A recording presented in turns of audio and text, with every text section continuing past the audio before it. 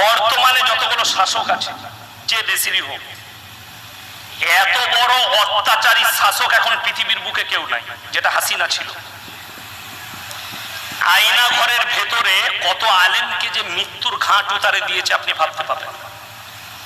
একজন মুফতি সাহেব বেরিয়ে এসে বলছে, আমি যখন দেখলাম পচা খাবারগুলো, সংসদের পচা খাবারগুলো আমাদেরকে দেওয়া হয়, খেতে পাচ্ছি না, নিয়ত করলাম আমি রোজা রাখবো। রোজা রাখতে লাগলাম, বলছে সেহরিতে যে খাবারটা দিত সেটাও পচা খাবার। ভাতগুলোকে দুবার তিনবার ধুয়ে ধুয়ে নুন দিয়ে খেয়ে রোজা রাখতাম। নামাজ পড়লে আমাদেরকে লাথি মারা হতো, গালি দিত। যে জায়গায় থাকতাম সেইখানেই পিসাব পায়খানা, শোবারও জায়গা ছিল না। কত মানুষ মারা গেছে, যাদের এখন হাহাকার লেগেছে, আত্মীয় স্বজন খুঁজে বেড়াচ্ছে, আমার আত্মীয় কোথায়, ও বলছে আমার আত্মীয় কোথায়, সব খুঁজে বেড়াচ্ছে। বহু মানুষ নিখোঁজ, সব আয়না ঘরে মারা গেছে, তাদের হাড় গোড় পড়ে আছে। এত অত্যাচার করেছে জালিম। আমির হামজা বলে একটা বক্তা আছে, তাকে জিজ্ঞেস করুন কি অত্যাচার করেছে। আপনার আল্লামা মামুনুল হককে জিজ্ঞেস করুন কি অত্যাচার করেছে। যারা সেই কারাগারে ছিল তাদের সঙ্গে কি ব্যবহার করেছে। ওই জন্য যে আলেমরা তাকে বলেছে ফিরাউন আর নমরুদের সঙ্গে তুলনা করেছে, এর মধ্যে কোনো ত্রুটি নাই, একদম দারুণ উদাহরণ দিয়েছে তারা। আমি তাদেরকে সাধুবাদ জানাবো। তবে যেখানেই থাক, আল্লাহ হিসেব কিয়ামতের দিনে নিবে। আল্লামা দেলওয়ার হোসেন সাইদির মতো লোককে 10টা নারীকে জিনা করার, ধর্ষণ করার কেস দিয়েছিল এবং ওগুলোকে সাজিয়েছিল। সেই মেয়েগুলোকেও আল্লাহ পাকড়াও করবে। আপনারা কি মনে করছেন আরজি করে যে মেয়েটা ধর্ষিতা হয়ে মারা গেছে, এর বিচার যদি কোর্ট করুক আর না করুক, আল্লাহর কসম আল্লাহর ঘরে বিচার হবে, আল্লাহর ঘরে বিচার হবে, রেহাই নাই। আসিফা বলে একটা মেয়েকে মন্দিরের ভেতরে ধর্ষণ করা হয়েছিল কয়েক বছর আগে, বাচ্চা ছেলে। 10 দিন তাকে রেপ করা হয়েছে, মারা গেছে, মার্ডার করে দেওয়া হয়েছে। এর বিচার করতে পারুক আর না পারুক, এতে কোনো যায় আসে না। আল্লাহর কসম আমার আল্লাহ বিচার করবে, আর আল্লাহর বিচার কঠিন বিচার হবে, সহজ নয়। আর হাসিনারও বিচার আল্লাহ করবে। এত বড় জালিম ছিল। আমি তাকে মুসলমানই ভাবি না, কেউ যদি মুসলমান ভাবে তার ক্ষতি হবে। বাংলাদেশের ভণ্ড জিকির নিয়ে, মাজার নিয়ে কিছু বলুন। দেখুন বাংলাদেশে কয়েকটা মাজার ভেঙেছে, এতে দুঃখের কিছু নেই, দুঃখের কিছু নেই। আমি একটা দলিল দিই, যদি আপনাদের কারোর ইচ্ছা থাকে, আমি দাওয়াত দিয়ে যাচ্ছি, আসা যাওয়ার খরচা দিয়ে দেবো। সলম মোড়ে চাপবেন বাসে, আমার মাদ্রাসার মোড়ে নামবেন। দুর্গাপুর আসানসোলগামী যে কোনো এসবিএসটিসি ভলভো যেখানে চাপবেন, আমার মাদ্রাসার মোড়ে নামা হবে। একবারই হাইওয়ের ওপরে আমার মাদ্রাসা, দিল্লি রোডের ওপরে আমার গ্রাম। আপনি আসবেন, মেহমান খানায় রাখবো, আপনাকে দেখিয়ে দেবো।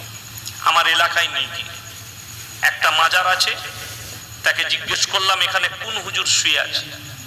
সে বলল কেউ নেই, পাথর চাবড়ি থেকে একটা মাটি এনে এখানে করেছি।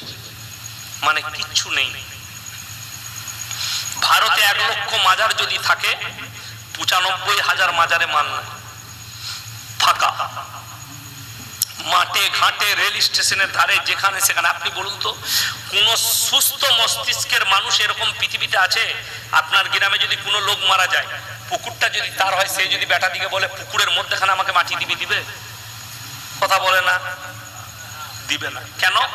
সে তারা মনে মনে ভাববে, আলেমদের সঙ্গে পরামর্শ নিবে, আমার আব্বা মরার সময় মাথা ঠিক ছিল না বলে বলেছে যে পুকুরে মাটি দিবি। বড় কষ্ট লাগে। কোন সুস্থ মস্তিষ্কের লোক হতে পারে যে ওই পানির মধ্যেখানে বোম্বেতে হাজি আলী বাবার মাজার করবে, কবর দিবে? ওইটাও ফাঁকা, বাজার চালাচ্ছে। হাজি আলী বাবা বলে কেউ ছিলেন, কোথায় মারা গেছে কেউ, আল্লাহ ছাড়া কেউ জানে না, তিনার কোথায় কবর আছে। কিন্তু কিছু ভণ্ড ওই পানিতে মাজার করে বাজার চালাচ্ছে, আর পর সরকার ওখান থেকে টাকা পাচ্ছে। কোনো অসুবিধা নাই মাজারে। যারা মাজার ভেঙেছে ভালো কাজ করেছে। বাংলাদেশে আলেমদের জেলখানায় কত নির্যাতন করতো হাসিনা, এই বিষয়ে কিছু দেখুন। আমি আগেই বলে দিলাম, শুধু আলেমদের নয়, তার বিরুদ্ধে যেই কথা বলতো তার উপরে নির্যাতন চলত। আমি তো বাংলাদেশে যেতে পারি না, এখন দাওয়াত আসছে, আমার সঙ্গে বাংলাদেশের একজন বক্তা এসছে, মেদিনীপুরে জলসা করলেন, এখন নিয়ে গিয়ে কলকাতায় ছাড়বেন। উনি শুধু আমাকে ইনভাইট করতে এসছে, কিন্তু আমাদের বাপ বেটার একটা গুণ আছে, আমাকে যদি এখন বাংলাদেশের লোক বলে 2 লক্ষ টাকা দেবো, যাবো না। কারণ ডেট কেটে আমি কেউ ডেট দেবো না, আমার ডেট বুক হয়ে আছে একবারই ফেব্রুয়ারি পর্যন্ত, ডেট একটাও কেউ দিতে পারবো না। আজকেই একজন ফোন করেছিল ঢাকা থেকে, একটা ডেট কেটে দেন। আমি বললাম যদি ডেট কেটে দিই আপনি টাকা পাঠাবেন, আবার আমার কোনো কাছের লোক ফোন করলে আপনারটা কেটে তাকে দিয়ে দেবো। আমি ওই শ্রেণীর বক্তা নয়, যারা আমাকে দাওয়াত দিয়েছে আগে তাদের আমি। তারপর বাংলাদেশে যাওয়াটা আমার জন্য ফরজ নয়, জরুরি নয়, যেদিন আল্লাহ সুযোগ দিবে যাব। 2025 সালের ডেট যারা নিবে বাংলাদেশের মানুষ, আমি দিতে রাজি আছি, কিন্তু এই বছরের ফেব্রুয়ারি 25 সালের ফেব্রুয়ারি পর্যন্ত একটাও ডেট নাই, খালি আমি দিতে পারবো না, ক্ষমা প্রার্থী। তাই বাংলাদেশ থেকে অনেক মানুষ ফোন করছে আমাকে, আমার পিএকে। আমি তাদেরকে অনুরোধ করব, যদি আমার ভিডিও পেয়ে থাকেন, বার্তা পেয়ে থাকেন, 25 সালের জন্য ডেট নেবেন। এই বছরের ডেটের জন্য কেউ অনুরোধ করে ফোন করে জ্বালাবেন না। আমি আপনাদেরকে ভালোবাসি, আপনারাও আমাকে বাংলাদেশের মানুষ ভালোবাসে, তাই সকলকে অনুরোধ করব, আজকে হাত তুলে বলুন আমরা নামাজ কেউ ছাড়বো না ইনশাআল্লাহ বলুন। এবং শিরক বেদাত থেকে আমরা নিজেদিকে বাঁচাবো, অপকর্ম থেকে নিজেদিকে বাঁচান, আর নিজেদের সন্তানদিকে দ্বীনি শিক্ষা দেন। জোরে বলুন ইনশাআল্লাহ। ফরজ মানে এটা নয় যে আপনার ছেলেকে আলেম হাফেজ হতে হবে, আপনার ছেলেকে মৌলবি মুহাদ্দিস হতে হবে, এটা ফরজ নয়। দ্বীনি শিক্ষা অতটা ফরজ যতটা জানলে হারাম হালাল জানতে পারবে, দিন বদ্দিন জানতে পারবে। আপনাদেরকে একটা ছোট্ট বলি, একটা 7 বছরের ছেলে, তাকে যদি আমাদের মাদ্রাসায় দেন, যে কোনো মাদ্রাসায় দেন, 3 বছর লাগবে হাফেজ হতে, 7 আর 3 কত হলো? 10 বছর। সেই ছেলেটাকে তারপরে কোনো ভালো মিশনে দেন, ভালো কনভেন্টে দেন, ভালো স্কুলে দেন, সেই ছেলেটা ডাক্তার হোক, মাস্টার হোক, প্রফেসর হোক, ইঞ্জিনিয়ার হোক, সে কখনো নিজের জমিরকে, ঈমানকে বিক্রি করবে না। আমি এইটা বুঝাতে চাইছি। আপনার ছেলের দুনিয়ার সাথে সাথে দ্বীনি শিক্ষা দেন, দ্বীনি কালচার। সে যেন ডাক্তার মাস্টার হওয়ার পরে নাস্তিক না হয়ে যায়, বেঈমান কাফের না হয়ে যায়। আজকে আমি তো আপনার বাঁকড়ায় বাড়ি আছে, মাহমুদ আলী সাহেব আলামিন মিশনের প্রেসিডেন্ট, আমি ওনার বাড়ি গেছি, যাই আমাকে খুব ভালোবাসেন, ফোনে কথা হয়। বর্তমানে পশ্চিম বাংলায় এই আলামিন মিশনগুলো হয়ে আমাদের মুসলমান ছেলেদের অনেক ঈমান বেঁচে যায়। আমি অনেকগুলো আলামিন মিশনে ঘুরেছি, তার মধ্যে আমাদের বাঁকুড়া কাঁটাদিঘিতে একটা মিশন আছে, আমি ওখানে গিয়েছি। তাদের খাওয়া দাওয়া ব্যবস্থাপনা, মসজিদ আছে, নামাজ পড়ে ছেলেরা 5 ওয়াক্তের, পড়াশোনা পঠন পাঠন খুবই ভালো। এতে করে কি আপনার ছেলে দুনিয়াবি শিক্ষা, দ্বীনি শিক্ষা দুটোই রইল, এবং নামাজ। আপনি লক্ষ্য করবেন আলামিন মিশন থেকে যতগুলো আমাদের যুবকরা যারা ডাক্তার হয়েছে, মাস্টার হয়েছে, প্রফেসর হয়েছে, তারা সবাই বেশিরভাগ নামাজি এবং দিনদার। জোরে বলুন সুবহানাল্লাহ। কেন? ওই কালচারের উপরেই তারা মানুষ হয়েছে। তাদেরকে ভর্তি করেছেন, তাদের আদর্শ হচ্ছে নামাজ তোমাকে 5 ওয়াক্ত পড়তে হবে, কোরআনটা শিক্ষা করতে হবে, হাদিস জানতে হবে, হারাম হালাল জানতে হবে। তো আপনি বেশিরভাগ দেখতে পাবেন দাড়িওয়ালা, টুপিওয়ালা, নামাজি দেখতে পাবেন বহু। তো আমি দোয়া দেবো, আলামিনে হোক এবং যে কোনো মিশনে যতগুলো আমাদের বাচ্চারা ছেলে মেয়েরা পড়ছে, আল্লাহ তাদেরকে কামিয়াবি দান করুক, বলুন আমিন। আর সমস্ত ভারতবর্ষ থেকে বাংলাদেশ প্রবাসী যেখানে বন্যা দুর্গত মানুষ যারা বন্যার কবলে পড়েছে, আল্লাহ তুমি তাদেরকে হেফাজত করো, বলুন আমিন। আর সকলে নিয়ত করলে, খাস করে আজকের জলসা যে কমিটি ভাইরা দিয়েছেন যুবকরা, অনুরোধ করে যাব, তোমরা আজ ফজর থেকে নামাজ ছাড়ো না, জলসা কামিয়া। আর যদি মনে করে আমরা তো বছরে বছরে একটা করে জলসা দিচ্ছি, তাহলে তোমার জলসা দিয়াই হলো কিয়ামতের দিনে ফাঁকা থাকবে, আল্লাহর কাছে হাজরি দিতে হবে, আল্লাহর কসম। আসার সিরিয়াল আছে, যাবার কিন্তু কোনো সিরিয়াল নাই। ওই জন্য এটা মাথায় রাখবে। আল্লাহ তাআলা আমাদের সকলকে কবুল করুক। আজকে অমুক গ্রামে একটা লোক এসছে, মুহররমের দিনে আগুনের উপরে মুসল্লা বিছিয়ে নামাজ পড়েছে। আমরা জানিস কখন নামাজ পড়া যায় আগুনের উপরে মুসল্লা বিছিয়ে? বলে কখন? আমরা যখন গাঁজা খাওয়া যায় তখন। হ্যাঁ, বাস্তব, আপনাদের জানা নেই। আমি ইয়াসিন যদি আপনাদেরকে বলি যে আমি একজন আল্লাহওয়ালা লোক, তো তোমাদেরকে প্রমাণ দেবো আমি কেমন আল্লাহওয়ালা দিয়ে যদি এই কারেন্টের তারটা আমি বলি যে আমি ছুবো, আমাকে শর্ট মারবে না, ও চিনে যে এটা ইয়াসিন হুজুর। ওর সিফাত, সিফাত মানে হচ্ছে চরিত্র, ওর চরিত্র হচ্ছে শর্ট মারা, ঠিক কিনা? ওর চরিত্র শর্ট মারা। আর সাপের গর্তে যদি কেউ বিসমিল্লাহ বলে হাত ভরে, সাপ চুমু খাবে না কামড়াবে? কামড়ি দিবে। শুনবেন মুসলমানদের গজল, 24 পরগনার একটা মেয়ে গজল করছে, বিসমিল্লাহ বলে গিলাস তোলে গালে ঢেলে নিল, বিসমিল্লাহর ওসিলাই বিষ পানি হয়ে গেল। কবরে কি মার খাবে তা আল্লাহ ছাড়া কেউ জানে না। আচ্ছা, জেনে শুনে এটা যদি আপনাদের কমিটির ছেলে পানি দিয়েছে না দেয়নি, যদি আমাকে বলে হুজুর এটা বিষ মিশানো আছে, এটা জেনে শুনে আমার পান করা যাবে? যাবে না। হ্যাঁ, গজলের কলিটা যদি এরকম হতো, ভুলবশত পানি মনে করে বিষ পান করেছে, বিসমিল্লাহ বলার কারণে বিষ পানি হয়ে গেছে, বিসমিল্লাহর বরকতটা মানা যেত। জেনে শুনে বিষ পান করাটাই হারাম, আত্মহত্যা করা ইসলামী শরীয়তে হারাম। আপনাদেরকে বুঝিয়ে দিই, যদি বলে বিসমিল্লাহর ওসিলায়, আর আমি যদি বিসমিল্লাহ বলে হাত ভরি সাপের গর্তই, যে গজলটা পড়েছে তাকে নিয়ে আসুন, আমি একটা কেলে সাপের গর্তয় হাত ভরা করাবো, তাকে বিসমিল্লাহ বলে, দেখি তোর কত বরকত। দেখবেন পটল তুলে দিয়েছে, কেন? সাপ তো চিনে না।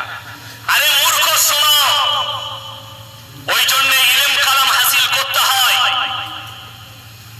সব থেকে বড় জিনিস দুর্নীতি চলে 24 পরগনা হাওড়ায়। বড় বড় মেয়েদিকে নিয়ে এসে স্টেজে গজল গাওয়া করায়, হারাম, শরীয়ত সম্মত। যারা গজল শুনবে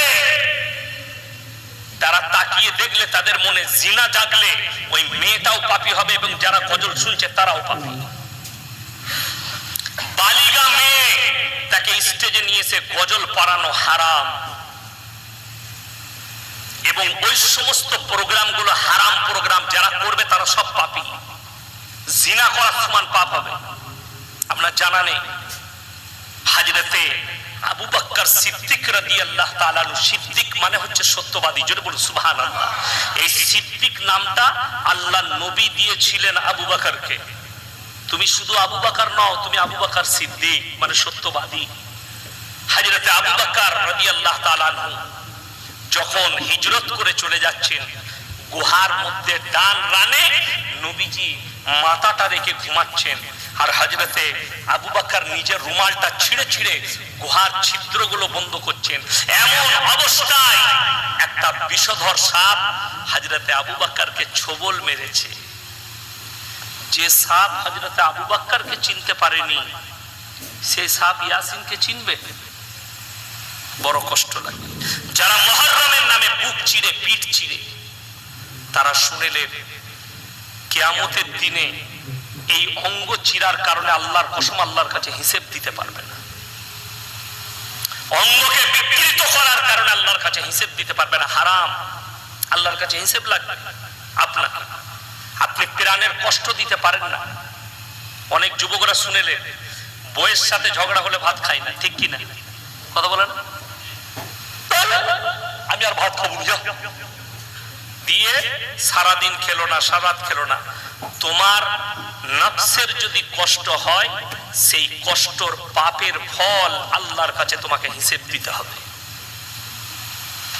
ওই জন্য রাগারাগি হয়েছে, খেয়ে নাও, ভাত খেয়ে নাও, অসুবিধা নাই। রাগ কার হয় না? ঠুকাঠুকি কার হয় না? রাগ করে প্রাণের কষ্ট দিয়ে না।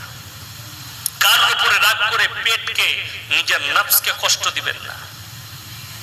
আমাদের ছেলেরা সব থেকে বেশি কষ্ট দেয় ওই যে কি বললেন, বাপের ভালোবাসা বুঝতে পারে নাই, মায়ের ভালোবাসা বুঝতে পারে নাই। ওই আমতা বাস স্ট্যান্ডে একজন খালি আই লাভ ইউ বলে দিয়েছে হারামখোর, তারপরের দিন বুকে চিড়ে তার নামটা লিখেছে দীপালি। ভালোবাসে, আমি ওকে ছাড়া থাকতে পারবো না। হারামখোর। ফিল্মের কোন আর্টিস্টরা বুকে নাম লিখেছে, পিঠে নাম লিখেছে, ওটা স্টিকার খেপা। যারা শরীরে চিরাচিরি করে, কোরআন শোনাচ্ছি আপনাদিকে এরপরে, কোরআন শোনাচ্ছি আপনাদিকে এরপরে, কোরআন শুনেলেন। থামানি তুররা গায়রা বাগিন ওয়ালা আদিন ফালা ইসমা আলাই। মারাত্মক উপদেশ আল্লাহ। মানুষের প্রাণের আল্লাহ এতটা মূল্য দিয়েছেন, ওই জন্য তো আত্মহত্যা করা হারাম। নবীজি বলেছেন, নবীজি জানাজার নামাজ পড়াননি। একজন আত্মহত্যা করেছিল, তার জানাজার নামাজ আল্লাহর হাবিব সাল্লাল্লাহু আলাইহি সাল্লাম পড়াননি, কিন্তু পড়াতে নিষেধ করেননি। কথাটা বুঝতে পেরেছেন না পারেননি? এখন আপনারা বলবেন নবীজি পড়াননি তাহলে আমরাও আর পড়বো না। না, নবীজি নামাজ পড়াননি, কিন্তু কেউ কি নিষেধ করেননি। তার মানে শুনেলেন আত্মহত্যার কোয়ালিটি আছে। কি আছে? কোয়ালিটি। কেউ যদি কেউ কি আত্মহত্যা করার জন্য বাধ্য করে, আর সে যদি ডিপ্রেশনে এসে আত্মহত্যা করে, তো সেই পাপগুলো সব ওদের উপরে যাবে।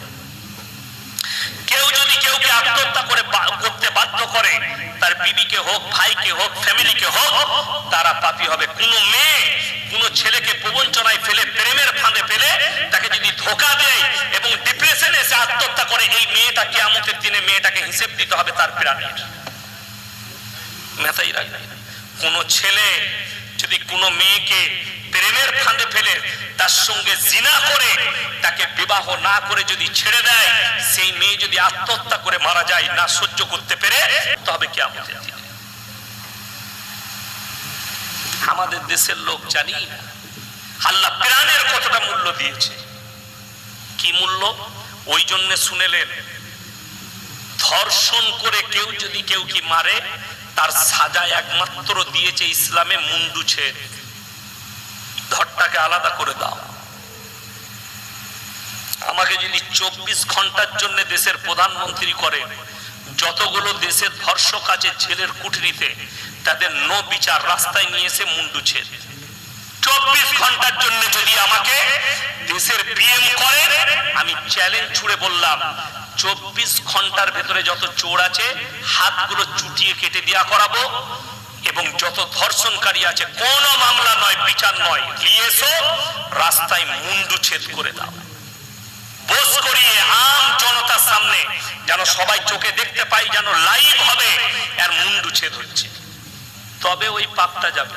আল্লাহ জীবনের এত মূল্য দিয়েছে যে তোমরা এমন জায়গায় পৌঁছে গেছো, আপনি এমন একটা জায়গায় পৌঁছে গেছেন যেখানে কোনো খাবার নাই। ভালো করে শুনবেন, কোনো খাবার নাই। সেখানে দেখলেন প্লেটে এক জায়গায় খাবার পেলেন, শুয়োরের মাংস আছে, তাছাড়া কোনো খাবার নাই। আপনি অতটা শুয়োরের মাংস খাওয়া আপনার জন্য জায়েজ আছে যতটা খেলে আপনার প্রাণ বেঁচে যাবে। শুয়োর ছাড়া যদি কোনো হারাম জিনিসও সেখানে থাকে, বস্তু, জানো খেলে আপনার যতটা খেলে প্রাণ বাঁচবে, অতটা আপনার জন্য খাওয়া জায়েজ আছে। জোরে বলুন সুবহানাল্লাহ।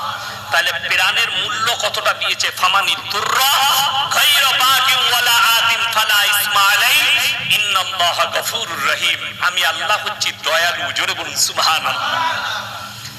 আর আমাদের দেশের ছেলেরা হুসেন হুসেন হুসেন হুসেন হুসেন হুসেন হুসেন, হোসেনের লেগে পাগল, বুক চিরেছে, পিঠ চিরেছে। শুনবেন, এইটার কারণে মুর্শিদাবাদে এক জায়গায় লাঠি খেলা হচ্ছে, তলোয়ার খেলা হচ্ছে।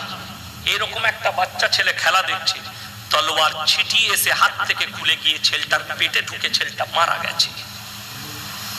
এই হাওড়া জেলায় আর হুগলিতে হয়েছে। খেলা দেখতে গিয়ে একটা মেয়ে মাথার চুল ধরে নিয়েছে, জেনারেটরে খুলিটা উঠিয়ে নিয়ে চলে গেছে। আমার বর্ধমান টাউনে রেকর্ডিং হচ্ছে, বর্ধমান টাউনে মুসলিম যুবক আর যুবতীরা মদ খেয়ে সারা রাত ড্যান্স করে মুহররমের দিনে। কোনো অমুসলিম নয়, মুসলিমরা। গত বছর হাওড়ায় বাগনানে এই হারামখোরগুলো ড্রিঙ্ক করেছিল নাকি তাও সন্দেহ আছে, ডিজে বাজিয়ে ড্যান্স করেছে। একজন ফুরফুরার হুজুর ছিলেন, তিনি প্রতিবাদ করেছেন যে আমি জানলে আসতাম না। তোমাদের এই প্রোগ্রাম। ওই জন্যই তো করা যাবে না। আজকে আমি চ্যালেঞ্জ ছুড়ে বলে গেলাম, আমি মরে গেলে আমার এই ভাষাটা লাকিরের মতো ফেসবুকে ভাসবে। আমার যে যুবকরা বেঁচে থাকবে তারা বুড়ো হবে আর তারা দেখতে পাবে যে ইয়াসিন সাহেব বলে গিয়েছিল আমাদের জলসায় এই হাওড়া জেলায় এমন একটা দিন আসবে। আজকে জুলুস বার করছে এরা ঝান্ডা নিয়ে, কালকে ছেলে মেয়ে একসাথে ডিজে বাজিয়ে জুলুসের নাম করে ড্যান্স করবে, আর আপনি রুখতে পারবেন না। আর এই হুজুরদের রুকার ক্ষমতা থাকবে না। কেন? তখন তো এরকমই হুজুর তৈরি হবে যারা ড্যান্সকে জায়েজ করার দিবে, যারা গানকে হালাল বলে দিবে, ওই রকমই তৈরি হবে। আপনি দেখতে পাবেন বাংলাদেশে প্রেমের প্রমোট করছে একজন হুজুর, তার নাম হচ্ছে আবরারুল হক আসিফ। বলছে রাস্তায় যে মেয়েটা তোমাকে ভালো লাগবে সেটাই তোমার জন্য যথেষ্ট। তোর মা যদি বাজার করতে যায় আর আমাকে ভালো লাগে না, তোর মায়ের সাথে আমার বিয়ে দিবি? এরা আলেম নয়, লেখে নিয়ে যান। আমি বলে যাচ্ছি মৌলবি শওকতের বেটা না, এদের কাছে ইলম কালাম আছে, আমাদের সামনে বস করান, ধরা পড়ে যাবে মালটার ভেতরে কি আছে। আমি সব খবর রাখি। আমার গাড়িতে এখনই এলো, আরাম করছে বাংলাদেশের বক্তা, মেদিনীপুরে জলসা করছিলেন, কলকাতায় ছাড়বো তাকে। আমি বাংলাদেশের সব খবর রাখি। এই বক্তাই বলছে, এই আসিফ আবরারুল হক আসিফ বলছে, মেয়েদিকে শিক্ষা দিচ্ছে যে তোমার প্রেম ইসলামে জায়েজ আছে। তোমার যদি কোনো মেয়েকে ভালো লাগে তাকে তাড়াতাড়ি তুমি প্রপোজ করে ফেলো। কত বড় হারামখোর! যুবকরা শুনেলেন, কে বললে প্রেম হারাম? ইসলামে প্রেম জায়েজ আছে।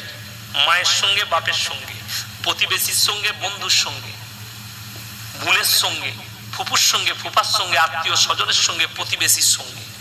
কিন্তু যেটা আমাদের সন্তানরা করতে চাইছে ওটা সম্পূর্ণ হারাম। এখন আমাদের নতুন সিস্টেম উঠেছে, এই বিয়ে যে সমাজে হচ্ছে দেখবেন আশীর্বাদ হচ্ছে, আশীর্বাদী বলছে। আমাদের বর্ধমানে আশীর্বাদী বলে, আপনাদের পাঞ্চিনি বলে। ঠিক বললাম না ভুল বললাম? ওই পাঞ্চিনি নাম দিয়েছেন আপনারা, ওটা উল্টি দিলে ওটা অমুসলিম ভাইরা আশীর্বাদী বলে। আমাদের বর্ধমানে মুসলমানরাও আশীর্বাদী বলছে। যদি হাওড়া জেলার কোন মুফতি এই পাঞ্চিনি হাদিস কোরআন থেকে দেখাতে পারে, আমি মৌলবি শওকতের বেটা জীবনে আর হাওড়া জেলায় জলসা করবো না। নিয়ে আসুন। কি হচ্ছে বলে পাঞ্চিনি হবে, ছেলের আশীর্বাদী আংটি পরিয়ে দিল, ই করলো, দিয়ে ছেলে এখন একটা মোবাইল নিয়ে গেছে, যেটা মেয়েটাকে গিফট দিচ্ছি। হারাম করে সিম ভরে দিয়েছে। এই ঘরে গিয়ে রাতের বেলায় চালু করেছে, দেখছে একদম সিম ভরে রেডি। প্রথম কল রাত 11টায়, শুয়ে আছে, ঢুকেছে, বিয়ে হবে।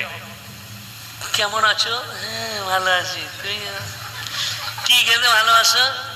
এগরোল খাও, চাউমিন খাও। দিয়ে সারা রাত গল্প। ফজরের সময় বলছে ঘরের লোক উঠে যাবে, রাখছি। হ্যাঁ রাখো। দিয়ে বললে রাখবে? হ্যাঁ। বলে একটা দিবে না? ওই যারা বুঝার তারা বুঝে গিয়েছে, ওই যে হাসছে, বুঝতে পারেন না? এই হাসির ছলে আমি কি বলছি শুনেলেন বাবাজিরা? এই পাপের, এই জিনা করার পাপের দায়ী হবে দুটো ফ্যামিলির মা বাবারা। বিয়ে যতদিন নিকাহ পড়ানো না হচ্ছে, ইজাব কবুল না হচ্ছে, ছেলে মেয়ে কথা বলা হারাম।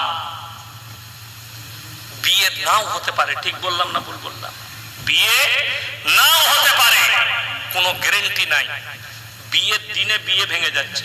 আমাদের বর্ধমানে বিয়ের দিনে গোস্ত নিয়ে মারামারি, বিয়ার বিয়ে হয় না। হ্যাঁ, বিয়ে বাড়িতে পাতে গোস্ত কম পড়েছে, ও আমরা বালতিটা চালিয়ে দিয়েছে, ও চামচটা চালাইছে, দিয়ে মারামারি, যে জামাইকু মেরেছে, বিয়ে ভেঙে গেল। এরপর বলুন, এরা দুজন যে কথা বলেছে, এরা দুজন যে রাতের পর রাত ফোনেতে জিনার গুনাহ করেছে, এই পাপের দায় লিবে কে? কে লিবে? মোবাইল দিতে এসছে, বাবা মোবাইল রেখে দাও, তোমার এই মোবাইলটা আমার মেয়ে তোমার বাড়িতে বিয়ের পরে গিয়ে নিবে। কথাটা বুঝে এসছে না? আসে না? শাশুড়ি কথা বলতে পাবে, যে শাশুড়ি হবে। যদি ছেলের বোন থাকে কথা বলতে পাবে। আরে এখন তো ওটা তো দূরের কথা, শাড়ি ফাড়ি কিনবে, হ্যালো তুমি ট্রেনে চেপে কলকাতায় চলে এসো, আমরা এই দিক থেকে যাচ্ছি, সব কেনাকাটা হবে। হারামখোর, বিয়ের আগে সব। বিশ্বাস করুন, এই যে বাবাজিরা আছে, এরা যখন স্কুলে পড়েছে প্রেম শব্দটাও জানতো না, ঠিক কিনা কথা বলে? প্রেম শব্দও জানতো না। আমরা ছোটবেলায় যখন মাদ্রাসায় আমি স্কুলে পড়তাম, আমার ছোটবেলায় কাজ ছিল যেদিনে বৃহস্পতিবার মাদ্রাসার ছুটি থাকতো মাছ ধরতে যাওয়া, খেলা করা, মাছ ধরা, কবাডি খেলা। এখন জানেন মাদ্রাসা বলুন আর স্কুল বলুন, কোন ছাত্ররাই এখন খেলাধুলা করে না, তাদের খেলাধুলা হচ্ছে মোবাইল। ওই জন্য জীবনগুলো নষ্ট হয়েছে, পণ্য হয়েছে। ইসলামকে বোঝার চেষ্টা করুন। আপনি হারামটাকে হালাল করতে চাইছেন কাদের দ্বারা? নিজেদের বিবেক বুদ্ধির দ্বারা। কোরআন হাদিসকে ছেড়ে দিয়ে আপনি মনে করেছেন এগুলো ইসলাম।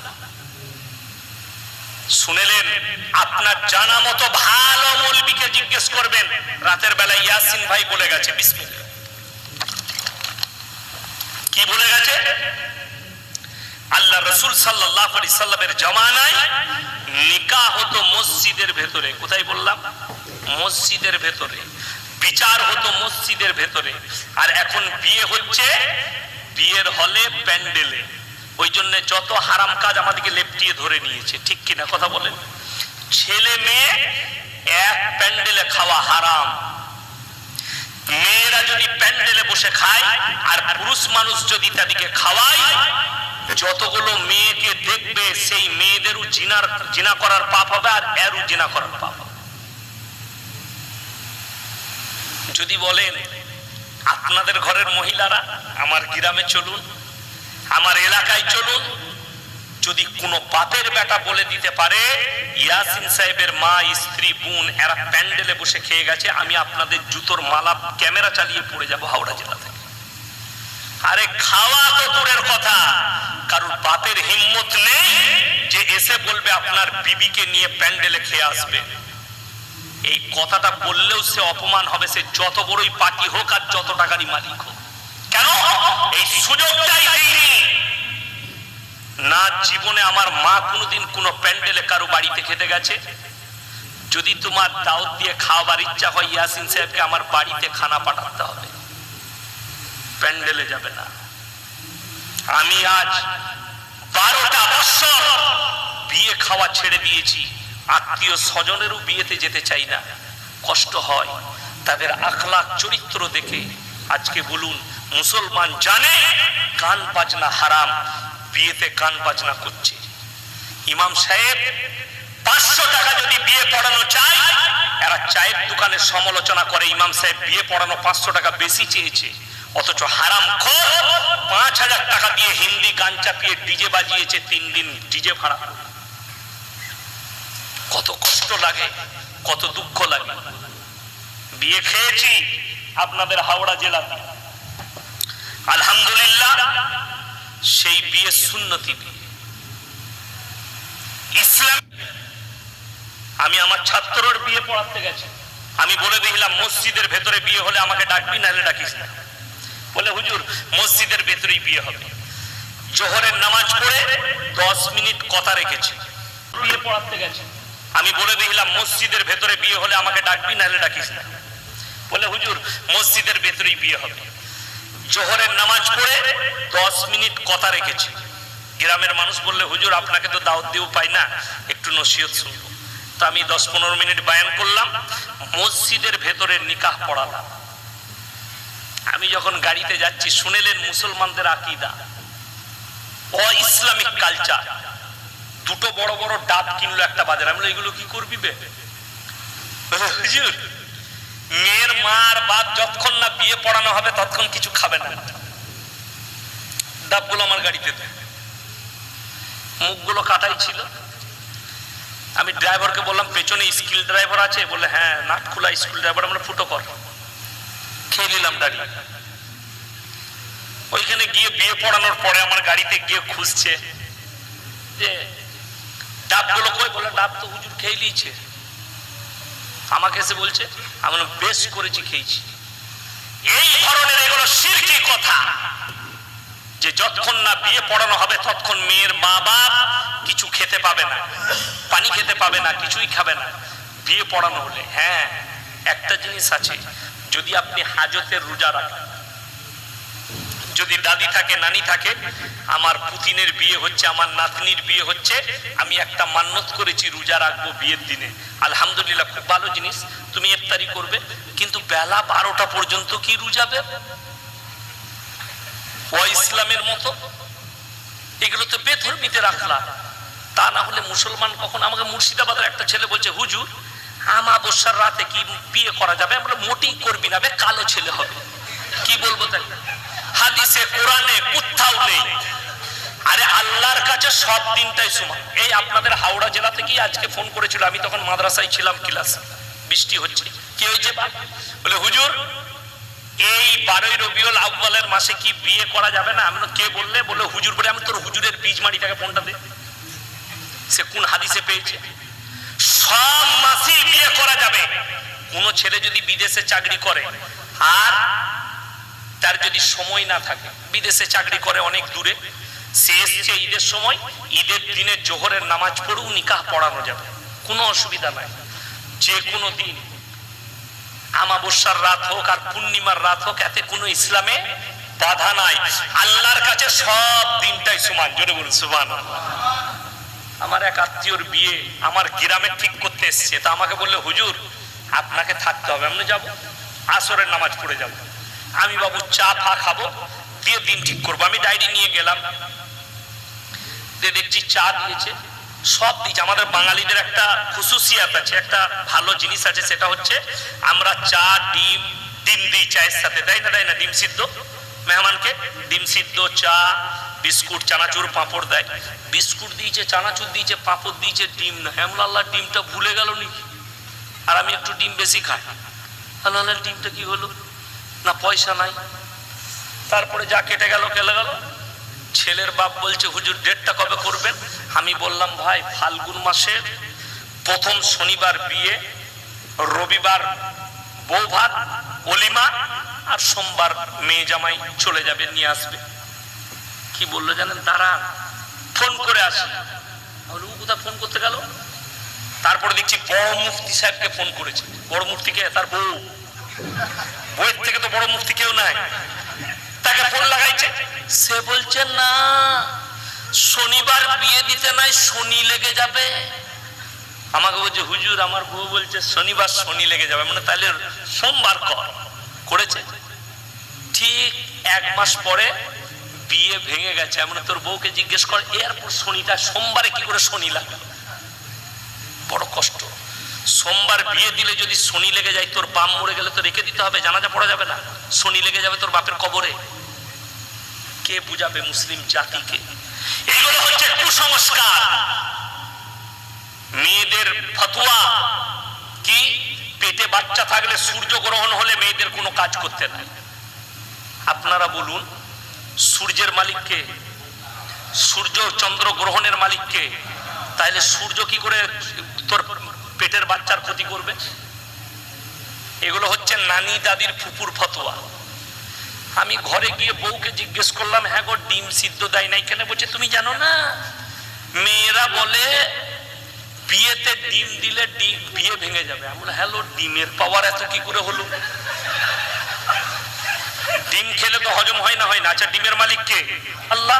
মুরগির মালিক আল্লাহ, তাহলে ডিমের এত কি করে পাওয়ার হলো বিয়ে ভাঙিয়ে দিবে? একদম শিরকি ভাষা। শুধু এই ফতোয়া লয়, বলছে বিয়েতে জিলেবি দেওয়া যাবে না, বিয়েতে প্যাঁচ লেগে যাবে। ওই জিলেবিতে প্যাঁচ লাগানো আছে। আমি বললাম জিলেবি যদি বিয়েতে দেওয়া হয়, যদি বিয়েতে প্যাঁচ লেগে যায়, যে জিলেবি তৈরি করছে তার বেটা বেটি তো জীবনে বিয়ে হবে না, সে তো প্যাঁচ বেরিয়ে গেছে, বিয়ে হবে? এই মুসলমানকে বুঝাবে কে? কুসংস্কার। এগুলো আমাদের বুঝা দরকার আছে, এগুলো শিরকি ভাষা।